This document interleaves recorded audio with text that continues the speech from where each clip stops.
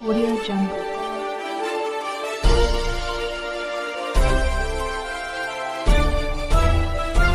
Audio Jungle.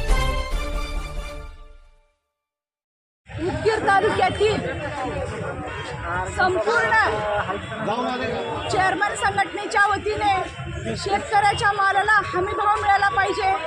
सोयाबीनला दर quintal 8,000 भाव मिळाला पाहिजे. गतवर्षीचा शेतकऱ्याचा पीक विमा सरसकट मिळाला पाहिजे. आजच्या ज्या पावसानं शेतकऱ्याची जी पडझड झाली आहे त्याचे पंचनामे न करता सरसकट सर्वांना शेतकऱ्याची नुकसान भरपाई मिळाली पाहिजे. यासाठी आज संपूर्ण उदगीर तालुक्यातील शेतकरी शेतमजूर सर्व या ठिकाणी या प्रचंड असा मोर्चा शासनाच्या विरोधात काढलेला आहे आणि शासनाला जाग आली पाहिजे आणि शासनाने शेतकऱ्याच्या सर्व मागण्या मान्य केल्या पाहिजे. यासाठी हा आज चेअरमन संघटनेच्या वतीने मोर्चा काढण्यात आला होता. त्या मोर्चाला सर्व शेतकऱ्यांनी जाहीर असा पाठिंबा दिलेला आहे. आम्ही सुद्धा आमच्या वतीने या चेअरमनच्या सर्व मोर्चाला जाहीर असा आम्ही आज पाठिंबा देत आहोत आणि शासनाने जर यांच्या मागण्या मान्य नाही केल्या तर प्रचंड प्रमाणात मोठा असा मोर्चा आम्ही पुढच्या आगामी काळात निश्चितच काढणार आहोत. का जो पानी से नुकसान हुआ है, MPJ movement for piece end justice for welfare की जानिब से हम उप जिलाधिकारी साहब को और पूरे महाराष्ट्र भर में आज हम धरने आंदोलन और उसके साथ मेमोरेंडम दे रहे हैं. तो मैं गवर्नमेंट ऑफ महाराष्ट्र से ये अपील करता हूँ कि शेतकरियों को उनका बहुत नुकसान हुआ है पानी की वजह से, उनका एज पर रूल्स के हिसाब से उनको पूरा का पूरा मुआवजा देना चाहिए. और इसी तरीके से पानी से बहकर बहुत सारे गरीबों के मकानात वगैरह ढह गए हैं, गिर गए हैं, उन्हें भी नुकसान भरपाई की जाए. ये हमारा अपना MPJ का मुतालबा है.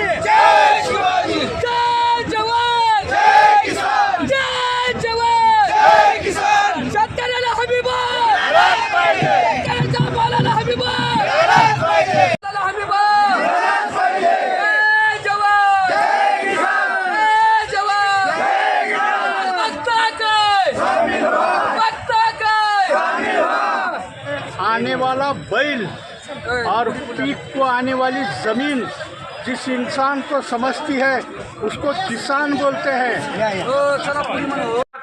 ती केस होती, निवडणूक संपली का आपला पण ती केस संपते, त्याच्या भानगडीत मी पडायची गरज पण झालं.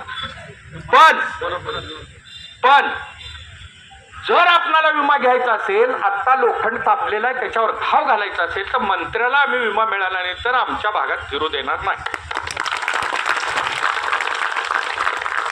मंत्री म्हणून ते कुण्या पक्षाचे आम्हाला नाही देणं घेणं, निर्णयाचे सर्व अधिकार त्याच्याजवळ कॅबिनेट मंत्री आहे म्हणून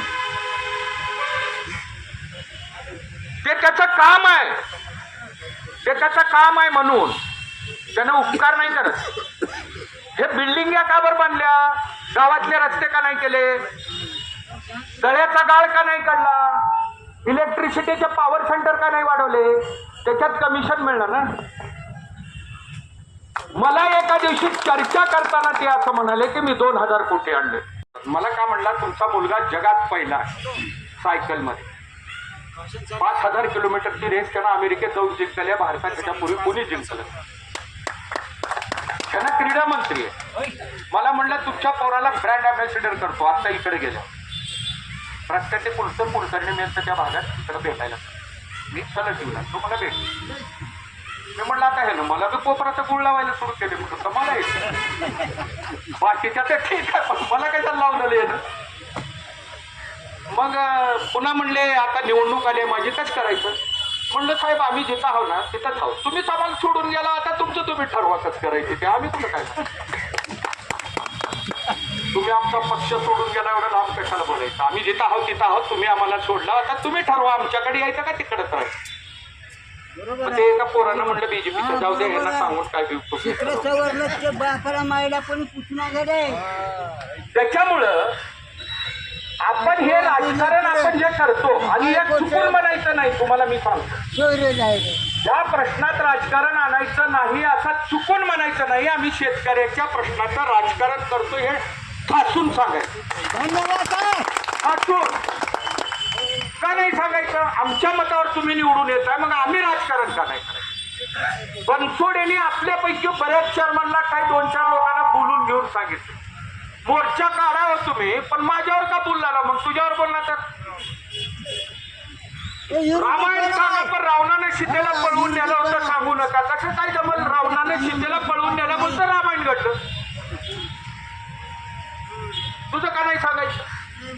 खासून सांगा. मंत्री होता, काहीच केलं नाही, कमिशनसाठी बिल्डिंगी बांधल्या, शेतकऱ्याचं बंद केलं. हिंमत असली तर सांगा, नाही तर कडेवर उभा राहून उगाच शानपण सांगू नका कोणी. बरोबर. दम असला तर आंदोलन करा. मी तुमच्या बरोबर सतत. परिणाम होतील ते होते. दम असला तर आंदोलन करायचं. त्याचं कारण सांगतो साहेब तुम्हाला. आम्ही नामांतरात एक मोर्चा काढला होता आंबेडकर पुतळ्यापाशी. प्रचंड लोक आले. तिकडून भोंगा लावून चौधरी डीवायसपी होते, तिकडून भोंगा लावून आले की म्हणले यू आर अंडर अरेस्ट. मला मी म्हणलं आता घाबरून निघून गेले तर लोक म्हणतील आमचा नेताच गांडूळ आहे. मी म्हणलं हे तर रोज म्हणतोस तू यू आर अंडर अरेस्ट, घाबरते कोण? चाललेले लोक परत आले का? आपला नेता घाबरत नाही. ज्याला कुणाला नेतृत्व करायचं आहे जरी तुमच्या मनात घाबरत असलो तरी लोकांना दाखवू नका तुम्ही घाबरत. आणि तुम्हाला भीती वाटत असली तर त्याच्या भांगडीतच पडू नका. त्याचं कारण असं की त्याच्यामुळं आंदोलन बसणार. लोक चर्चा करतात, जे निघाल ते असलंच निघून आले, जाऊ दे मोरदे, मोर्चात जायची काही गरज नाही. ही मानसिकता लोकांची बनवू नका. आणि मी तुम्हाला सांगतो, मंत्र्याला अडवायचं पत्रक उद्यापासून जाहीर करा.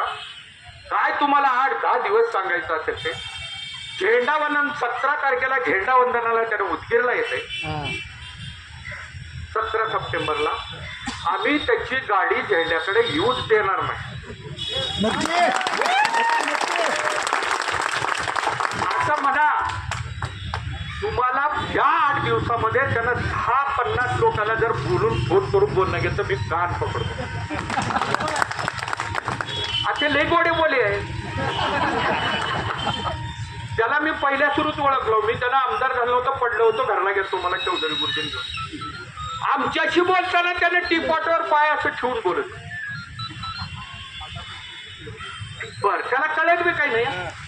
तुम्हाला असं वाटत असं लगेच हुशार आहे, फक्त त्याला करून बिलं आणायला हुशार. आणि त्यानं दलाली करून नेता झालेला आहे, चळवळीतून आलेला नाही. गांधी जयंती दिवशी शिवाजी पुतळ्यापाशी आम्ही कार्यक्रम घेतलो होतो कल्याण पाटील. मी म्हणलं 14 वर्ष नेहरू जेलमध्ये होते. नेहरू बद्दल कशाला वाईट? मला हळू 14 वर्ष नेहरू जेलमध्ये होते. हे महाराष्ट्राचा मंत्री आता का डोक्यात आपला पण कानपट्टी घालून घ्यावं का? एकदा इंदिरा गांधीला पत्रकारांनी विचारले होते की तुम्ही एवढे गाढव माणसं मंत्री कसं काय केले? इंदिरा गांधी म्हणाली ते माझा दोष नाही, तुम्ही निवडून दिलं ना.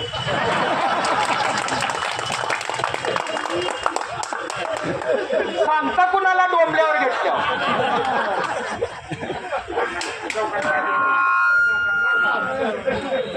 डोंबल्यावर घेतलाय तर उतरायचं मी ठरवा ना. आणि कोणीही पक्षाचा मंत्री असो किंवा आमदार असो त्याला भीती वाटली पाहिजे लोकांची की लोकांचे प्रश्न सोडवलो नाही तर पुन्हा आपल्याला घरला वाटत. कुणाचा माझ्या पक्षाचा असला तरी